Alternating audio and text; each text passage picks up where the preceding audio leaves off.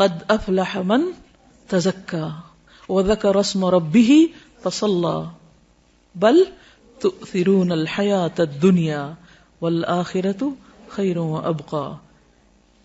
دنیا کے سارے غم اور پریشانیاں یہی رہ جائیں گے. اصل فکر بس آخرت کی لگا لے. ایک فکر ہر فکر سے بے نیاز کر دے گی, ہر فکر کو کاٹ دے گی, اور وہ فکر آخرت ہے. تقوی میں, اللہ کے ڈر میں دنیا اور آخرت کی ساری مشکلات کا حل ہے. اللہ کا وعدہ ہے, اللہ نے اہل کتاب سے وعدہ کیا تھا کہ اگر وہ اپنی کتاب کو قائم کرتے, اس پر عمل کرتے, تو لَأَكَلُوا مِن فَوْقِهِمْ وَمِن تَحْتِ أَرْجُلِهِمْ, آسمان سے بھی رزق برستا, پاؤں کے نیچے سے بھی نکلتا. رزق کی تنگی فراوانی یہ سب بھی اللہ کے ڈر کے ساتھ.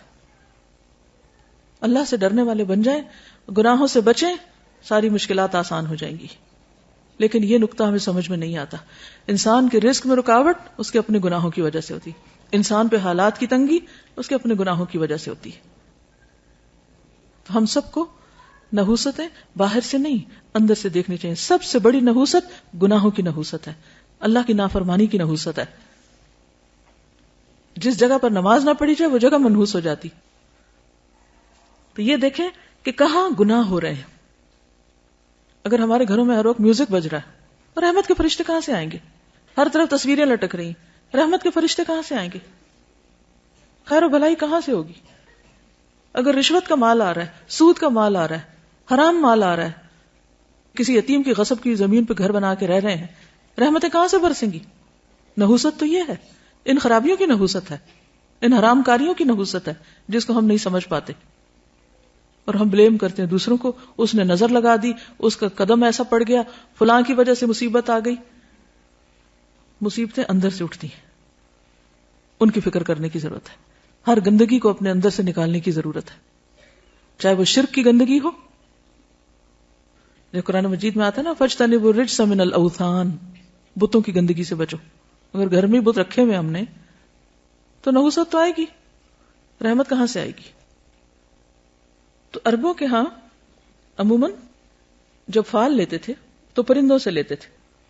تو ایسا شخص جو برا شگون لے, اس کے بارے میں آپ نے فرمایا من ردته الطيرة من حاجة فقد أشرك. قالوا يا رسول الله ما كفارة ذلك؟ قال أن يقول أحدهم اللهم لا طير إلا طيرك ولا خير إلا خيرك ولا إله غيرك. جو شخص کسی سے بدفعلی پکڑ کر اپنے مقصد سے لوٹ آیا, اس نے شرک کیا. صحابہ کرام نے پوچھا, اللہ کے رسول صلی اللہ علیہ وسلم اس کا کفارہ کیا ہوگا؟ فرمایا وہ کہے اے اللہ تیری دی ہوئی بھلائی کے سوا کوئی بھلائی نہیں, اور تیری فال کے سوا کوئی فال نہیں, اور تیرے علاوہ کوئی معبود نہیں. اب یہ شرک کیسے ہوتا ہے؟ مثال کے طور پر ایک شخص گھر سے نکلا, کالی بلی راستہ کاٹ گئی, تو اس نے اسے منحوس سمجھا اور وہ گھر واپس آ گیا, کام کے لیے گیا ہی نہیں. تو میں نے کالی بلی دیکھ لی تھی, وہ آگے سے گزر گئی تھی, تو میں نے سوچا کہ اب میرا کام ہوگا نہیں, اس لیے میں واپس آ گیا. یہ شرک ہے, یہ شرک ہے. اور یہ اس قسم کا شرک ہے کہ جس کو ہمارے معاشرے میں کھیل مذاق کے طور پہ لیا جاتا ہے, ان کو برا بھی نہیں سمجھتا. لوگ ایک دوسرے کے سامنے ایسی باتیں کھلے عام مجلسوں میں کر رہے ہوتے ہیں, اور کوئی کسی کو روکتا ہی نہیں ہے, اور کوئی احساس بھی نہیں کرتا کہ وہ کس قسم کا جملہ بول رہا ہے. بظاہر یہ ایک معمولی سی بات ہے, مگر حقیقت میں یہ شرک ہے, کیونکہ کسی بھی شخص کا نفع یا نقصان بلی کے ہاتھ میں نہیں. اکثر ایسا ہوتا ہے کہ اپنی لاپرواہی کی وجہ سے کوئی کام خراب ہو جاتا ہے, اور شیطان ہمیں سجاتا ہے کہ یہ ساری خرابی فلاں کی وجہ سے ہوئی, ہم اس کو بلیم کرنے لگتے ہیں. آج صبح صبح اس کا منہ دیکھ لیا تھا اس لیے فلاں اور فلاں کام خراب ہو گیا, یہ جملہ بھی نہیں بولنا چاہیے. اسی طرح آنکھ پھڑکنے سے خوف زدہ ہو جانا, یہ ہاتھ میں کھجلی ہونے سے امید لگا بیٹھنا کہ آج مال ملے گا, یہ جوتے پہ جوتا آ گیا تو سفر پیش آئے گا. رنگوں سے شگون لینا بھی ہمارے معاشرے میں عام ہے. مثلا سیاہ رنگ نہ پہننا کہ بیمار پڑ جائیں گے, ہمارے خاندان میں سیاہ رنگ جو ہے وہ ایسے اور ایسے اثرات رکھتا ہے, اس قسم کی باتیں کرتے ہیں لوگ, یہ رنگ ہمیں سوٹ نہیں کرتا. یا یہ کہ احترام کے منافی کیونکہ خانہ کعبہ کا غلاف کالا ہے, سب جوتا نہ پہننا کہ بے ادبی ہوگی کیونکہ گنبد کا رنگ سبز ہے. تو یہ خود ساختہ طور پر کچھ چیزوں کو حلال یا حرام کر لینا ہے, اس کی بھی ہمیں اجازت نہیں ہے. یعنی اپنے طور پر جو تمہاری زبانیں جھوٹ گھڑتی ہیں کہ یہ حلال ہے یہ حرام ہے, ایسا مت کہو, اس کی اجازت نہیں ہے. یہ سب وسوسے اور توہمات ہیں جن کی حقیقت اس کے سوا کچھ نہیں کہ شیطان انسان کو شرک میں مبتلا کر کے اس کے اعمال ضائع کروائے. یہ سب شیطانی حربے ہیں. یہ توہمات اور بدشگونیاں انسان کو اندر سے کمزور کر دیتی ہیں. انسان پر کون سا کام کر پائے گا کہ اگر ہر چیز کے ساتھ اس نے کوئی نہ کوئی فکر باندھی ہوئی ہے، کوئی وہم کرتا ہے. اس کے برعکس اللہ کی ذات پر ایمان اور توکل انسان کو جرت، بہادری اور اعتماد دیتا ہے، اسے جینے کا ڈھنگ سکھاتا ہے. چنانچہ ایسے کسی بھی خیال کو دل سے نکال کر اللہ پر توکل کرتے ہوئے اپنا کام جاری رکھنا چاہیے. عبداللہ بن مسعود سے روایت ہے کہ رسول اللہ صلی اللہ علیہ وسلم نے فرمایا الطیرۃ شرک، الطیرۃ شرک ثلاثا، یعنی 3 بار فرمایا. وما منا الا ولکن اللہ یذہبہ بالتوکل، بدشگونی شرک ہے، بدشگونی شرک ہے، 3 بار کہا. اور ہم میں سے کوئی ایسا نہیں مگر اسے وہم ہو جاتا ہے، لیکن اللہ تعالیٰ توکل کی وجہ سے اسے دور کر دیتے ہیں. یعنی ہر ایک کے دل میں وہم تو آتے ہی ہیں، آتے ہیں نا، لیکن جب انسان اللہ پہ توکل کرتا ہے تو وہم دور ہو جاتے ہیں، اور یہ ہونے چاہیے، ورنہ تو انسان کچھ کرنے کے قابل ہی نہ رہے. ہر چیز کے ساتھ رسک انوالو ہے. اس روز جب میں نے وہ حدیث پڑھی نا کہ جو شخص کبر کی وجہ سے اپنے چادر لٹکاتا ہے، تو ایک شخص ایسا کر رہا تھا، اللہ نے اس کو دھنسا دیا اور زمین میں قیامت تک دھنسایا جاتا رہے گا. تو ایسے میں اس کی ویژننگ کر رہی تھی، ایسے تصور میں لا رہی تھی کہ اس زمین جیسے میں جہاں بیٹھی ہوں اس کے نیچے کیا ہے، اگر یہ کھلے تو اس کے اندر کیا ہوگا. تو ایک دم میں کانپ اٹھی. تو میں نے سوچا کہ ہم کتنی خطرناک جگہ پہ بیٹھے ہوئے ہیں. یعنی زمین جو ہے اللہ نے اس کو ٹکایا ہوا کہ ہم ٹکے ہوئے اس پر. الم نجعل الارض مہادا، تو مہاد بنایا ہوا تو ہم آرام کر رہے ہیں، ورنہ اگر یہ پھٹنے لگ جائے اور انسان اندر اترنے لگ جائے تو سوچے کہاں جا کے پہنچے، کہاں پہنچے. تو اللہ تھامتا ہے. آسمان کی طرف دیکھو کیسے اللہ نے پرندوں کو وہاں تھاما ہوا ہے، ہمیں زمین پہ تھاما ہوا ہے. اگر اس کا اذن نہ ہو تو کہیں کہ کہیں پہنچ جائے، ہم تو کہیں بھی نہیں بچ سکتے. اس لیے ہمیشہ اللہ پر توکل کرنا چاہیے اور ان چیزوں سے باہر آ جانا چاہیے. اہل کتاب بھی جب دین کی اصل تعلیمات سے دور ہو گئے تو اسی طرح کے شگون لینے لگے جن کا ذکر قرآن مجید میں کیا گیا ہے. الم تر الی الذین اوتوا نصیبا من الکتاب یؤمنون بالجبت والطاغوت، کیا تم نے دیکھا نہیں ان لوگوں کو جنہیں کتاب کا ایک حصہ دیا گیا کہ وہ جبت اور طاغوت پر ایمان لاتے ہیں. تو جبت بے حقیقت، بے اصل، بے فائدہ چیز کو کہتے ہیں. اسی طرح شگون کی بھی کوئی اصل بنیاد اور حقیقت نہیں ہے. اسلام میں ایسی تمام چیزیں جو جبت کے تحت آتی ہیں جیسے کہانت، فالگیری، شگون اور توہمات، ان سے منع کیا گیا. کسی چھوٹی سی تکلیف یا طبیعت کی خرابی پر دوسروں کو مورد الزام ٹھہرانا اور لوگوں کے ساتھ باہمی تعلقات خراب ہونے پر اپنی غلطی اور کوتاہی کا جائزہ لینے کی بجائے یہ خیال کرنا کہ ضرور کسی نے جادو کر دیا ہے، یا اس قسم کے توہمات رکھنا جو پیار محبت کے رشتوں کو ختم کر دیں، جس کی وجہ سے انسان کی توجہ اپنے عمل کی درستی اور اصلاح سے ہٹ جاتی ہے. یعنی اپنی غلطی اس کو یاد نہیں رہتی جب وہ دوسروں کو بلیم کر دیتا ہے. نتیجتاً انسان تنہا رہ جاتا ہے اور نفسیاتی مریض بن جاتا ہے، سب سے کاٹ کے بیٹھ جاتا ہے.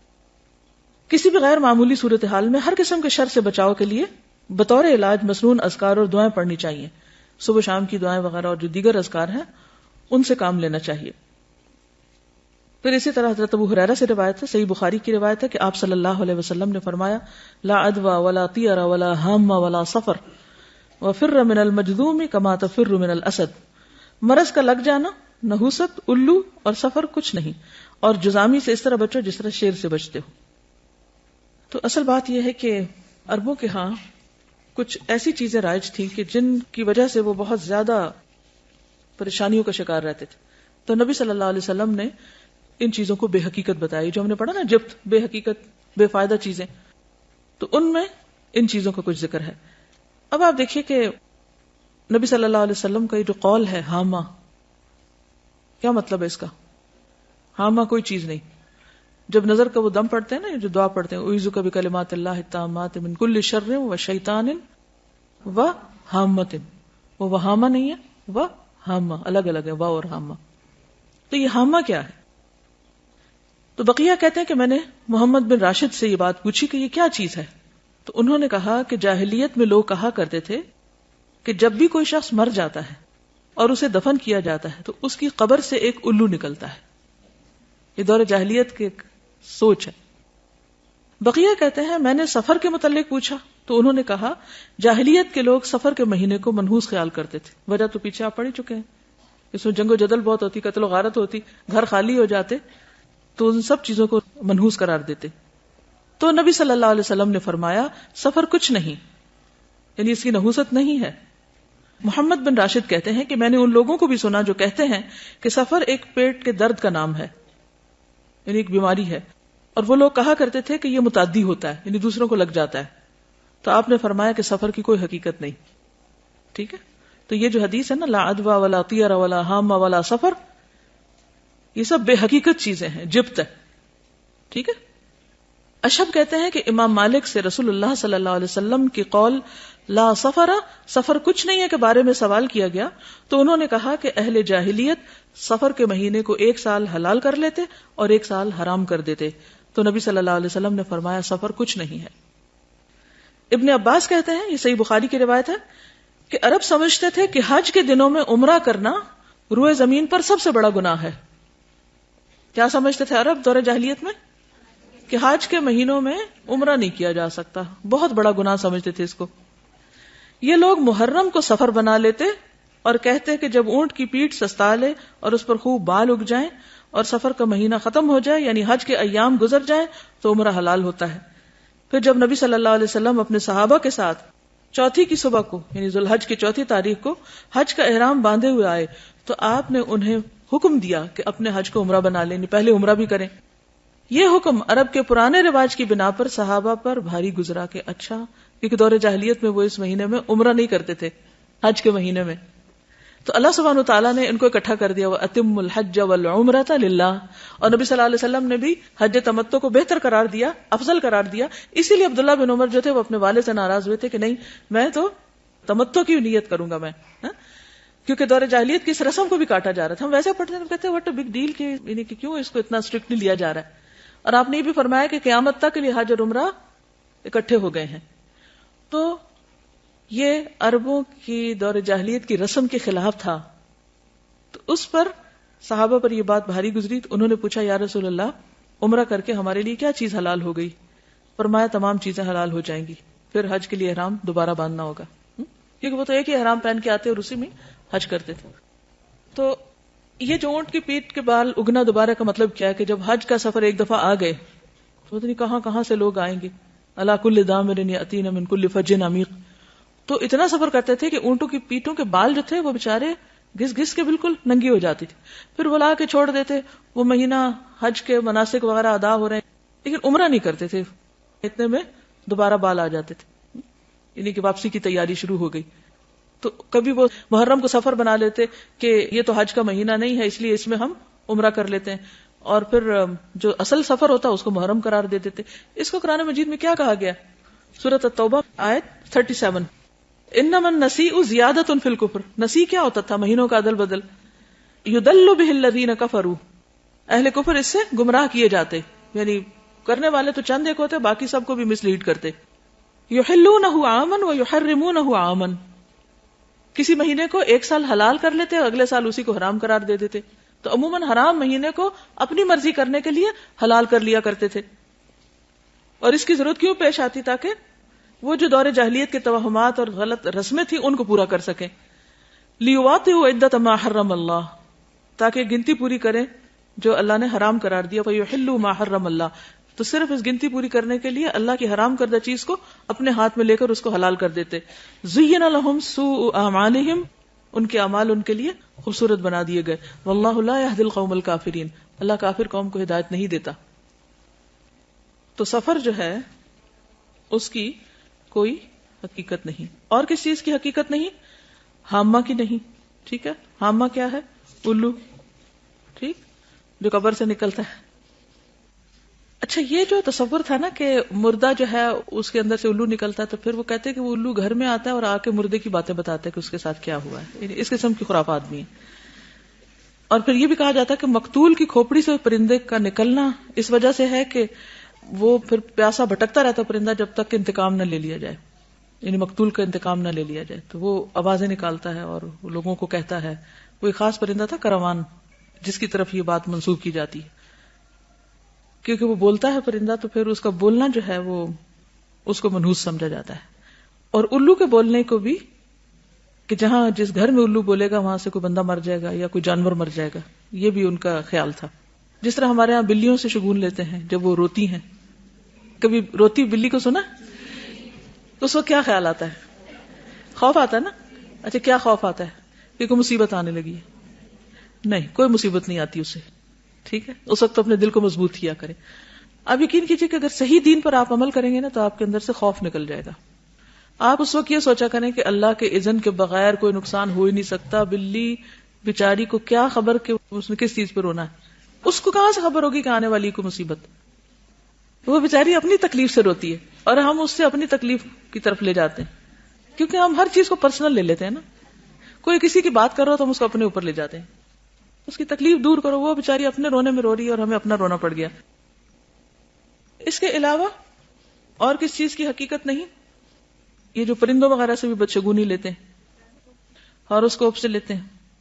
وہ لکھا ہوتا ہے نا ہفتہ کیسا گزرے گا، تو اس میں لکھا ہوتا ہے بدھ کے دن آپ سفر نہ کیجئے کیونکہ حادثے کا امکان ہے. اب لوگ اگر اس کو سامنے رکھ کے اسکول سے چھٹی کر لیتے ہیں، تو اب آپ دیکھیے کہ دنیا کا تو سارا کام ہی ٹھپ ہو کے رہ جائے اگر انسان ان خرافات کے پیچھے چل پڑے. کس قدر نقصان دہ ہے.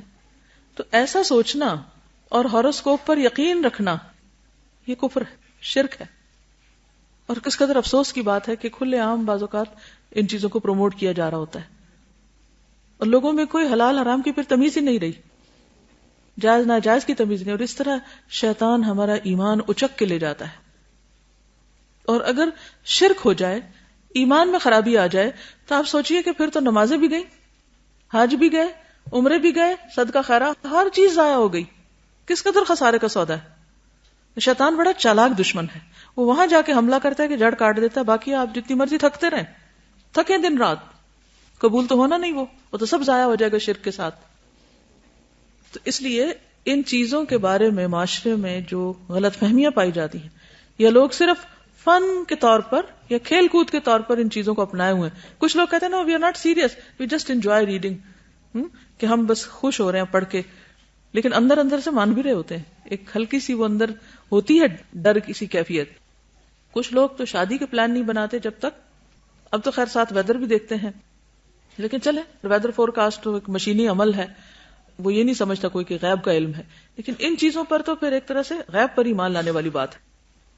انہی شیطان نے اگر اس کو یہ کہا کہ شرک نہ بھی ہم بولیں، لیکن ہم اس کو صرف ایک فن یا ایک جسٹ فار انجوائمنٹ کے طور پہ بھی لیتے ہیں، تو ہم اس کو انڈائریکٹلی پروموٹ ہی کر رہے ہوتے ہیں اور لوگ پھر اس کو چھوڑ نہیں پاتے. تو اس لیے بہت ضروری ہے کہ ایسی ساری کتابوں کو گھر سے نکال کے جلا دیا جائے، پھینک دیا جائے، کوئی اور بھی نہ پڑھے.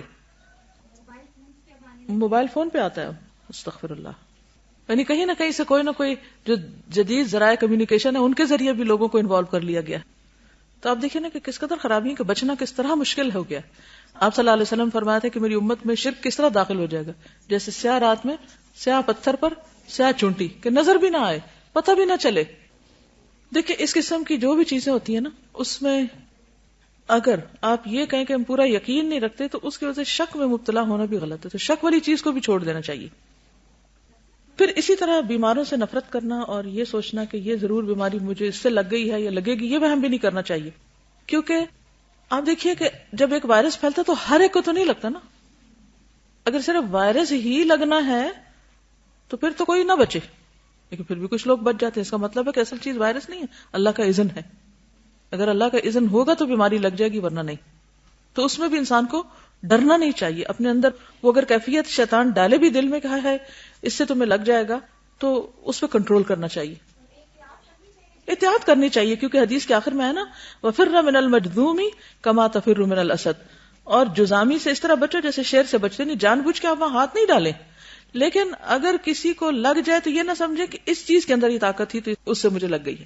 یعنی آبویسلی کوئی ریزن یا سبب تو ہوتا ہے، لیکن سوچنے کی بات اور نقطہ یہ ہے کوئی چیز آپ کو نقصان نہیں دے سکتی جب تک کہ اللہ کا اذن نہ ہو. اب آپ دیکھیے دو کیفیات میں فرق ہے. ایک یہ کہ کسی بھی چیز کو دیکھ کے آپ ڈر جائیں کہ ہائے ہائے یہ بس اب یہ تو اٹیک ہوا مجھ پہ، اور دوسرا یہ ہے کہ آپ کہیں کہ جی نہیں ہو سکتا جب تک اللہ نہ چاہے، تو مجھے ڈرنے کی ضرورت نہیں. ہاں احتیاط ضروری ہے.